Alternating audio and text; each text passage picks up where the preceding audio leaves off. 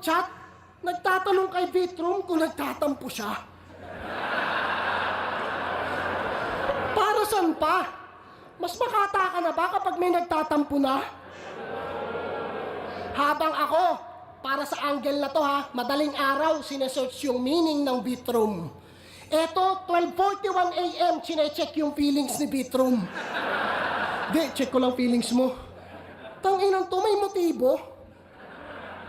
Nag-a-addict ka ba? Madaling araw, gusto deep talks? Yeah, magpapapuwet ka ba? Ito, nireplyan na lang siya ni Vitrum ng I love you. Ang clingy mo. Itong si Gago may amats. Tanga, kahit hindi mo i-check yung salamin image mo, siguradong may lamat. Siya ay sad kasi tinalikuran ka agad ng target mong market.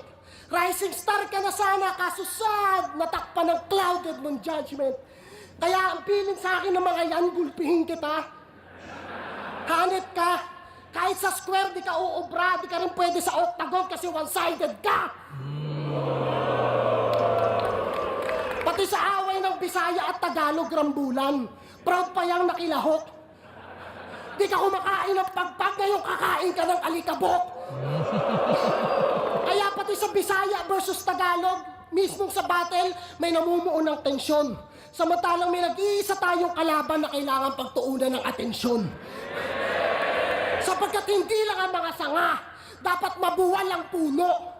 Hindi maiibsan ng gutom kung puro namumuhunan ang namumuno. Pagbabangayan, pagbabangasan kung sino mas angat at tuso.